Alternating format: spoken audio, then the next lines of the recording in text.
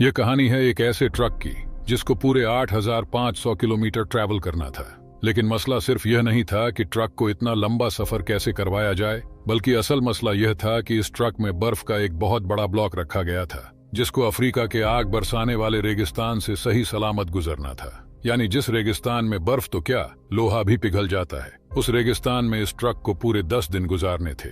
लेकिन चैलेंज यह था कि किसी भी हालत में बर्फ पिघलने न पाए, और वो भी बिना रेफ्रिजरेटर के। ये बात है 1959 की, जब पूरी दुनिया की अटेंशन एक आइस ब्लॉक ने घेर रखी थी।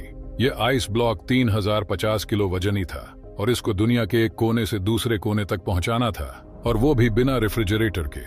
यानी इसका स्टार्टिंग पॉइंट था नॉर्वे का शहर मोइराना और इसका एंडिंग पॉइंट था लिब्रेविल, जो अफ्रीका का एक शहर है। लेकिन आखिर ऐसा क्यों किया जा रहा था? इस आइस ब्लॉक को इतना दूर क्यों ले जाया जा रहा था? असल में यह मामला शुरू हुआ था 1 साल पहले, यानी 1958 में। लक्समबर्ग यूरोप का एक कंट्री है जहां से एक बहुत फेमस रेडियो स्टेशन चलाया जाता था। ये ब्रॉडकास्ट रेडियो लक्समबर्ग के नाम से पूरी दुनिया में फेमस थी। इस रेडियो स्टेशन की तरफ से सारे सुनने वालों के लिए एक अनोखा चैलेंज रखा गया, और वो चैलेंज यह था कि अगर कोई भी इंसान 3 टन वजनी आइस ब्लॉक को आर्कटिक रीजन से अफ्रीका तक लेकर जाएगा तो उसको एक बहुत भारी इनाम दिया जाएगा। रेडियो लक्समबर्ग की तरफ से यह डिसाइड किया गया था कि हर किलोग्राम आइस के बदले में 1-1 लाख फ्रांसिस दिए जाएंगे, जो आज के दौर में $16,000 बनते हैं, जिसका मतलब है हर 1 केजी के $16,000, यानी 3 टन वजनी आइस ब्लॉक के $48 मिलियन बनते हैं, जो वाकई एक बहुत बड़ी रकम है। लेकिन इस चैलेंज के कुछ रूल्स भी थे। पहला रूल तो यह था कि यह आइस ब्लॉक 1 पीस में लेकर जाना है। दूसरा रूल था कि इसको सिर्फ बाय रोड ट्रांसपोर्ट किया जाएगा।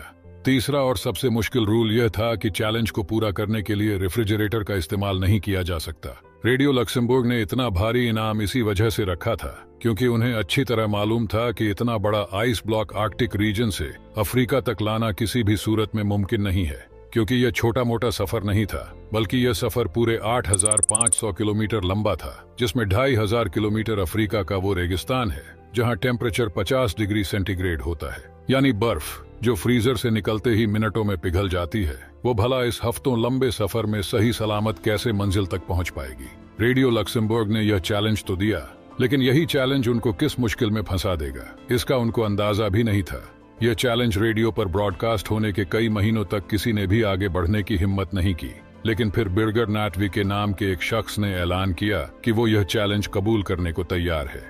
बिर्गर नाटविच, जो कि नॉर्वे में एक इंसुलेशन कंपनी ग्लासवाट का मैनेजिंग डायरेक्टर था, उसका मानना था कि उसकी कंपनी जो इंसुलेशन मटेरियल बनाती है उसे यूज करके यह चैलेंज आराम से पूरा किया जा सकता है। अगर बिर्गर नाटविच यह चैलेंज पूरा करने में कामयाब हो गया तो वो अपनी कंपनी ग्लासवाट और उसके एम्प्लॉयज के लिए काफी सारा पैसा इकट्ठा कर सकेगा। पूरी दुनिया में यह बात फैल चुकी थी कि एक शख्स ने रेडियो लक्समबर्ग का आइस ब्लॉक चैलेंज कबूल कर लिया है। इस काम को अंजाम देने के लिए बिर्गर नाटविच ने एक टीम बनाई और चैलेंज को पूरा करने के लिए काम शुरू कर दिया, जिसकी वजह से न्यूज़पेपर की हेडलाइंस में बिर्गर नाटविक के चर्चे होने लगे। आइस ब्लॉक चैलेंज को पूरा करने के लिए अभी तक जो भी कोशिश की गई थी, जब रेडियो लक्समबर्ग को इसका पता चला तो उन्हें एक बहुत बड़ी रकम खोने का डर लगने लगा, और डर के मारे उन्होंने अपनी यह ऑफर वापस ले ली, क्योंकि ग्लासवाट कंपनी और इसके डायरेक्टर काफी ज्यादा फेमस हो चुके थे। इसी वजह से रेडियो लक्समबर्ग की ऑफर खत्म होने के बावजूद भी बिर्गर नाटविच ने यह चैलेंज पूरा करने की ठान ली थी। उनका मानना था कि अगर उन्हें पैसे ना भी मिले तब भी वह यह चैलेंज पूरा करेंगे, और क्योंकि इससे उनकी कंपनी की पब्लिसिटी इंक्रीज होगी। यह चैलेंज अब शुरू करने का वक्त आ चुका था। यह फैसला हो चुका था। आइस ब्लॉक को नॉर्वे के शहर मोइराना से ऑल द वे अफ्रीका में गैबन के शहर लिब्रेविल तक भेजा जाएगा, जो Denmark, Netherlands, Belgium, France, Spain और मोरक्को के बाद अल्जीरिया के रेगिस्तान से गुजार कर गैबन तक लाया जाएगा। नाटविच की टीम में एक इंजीनियर, 4 ड्राइवर्स, एक ट्रक मैकेनिक और 2 कैमरामैन भी शामिल थे।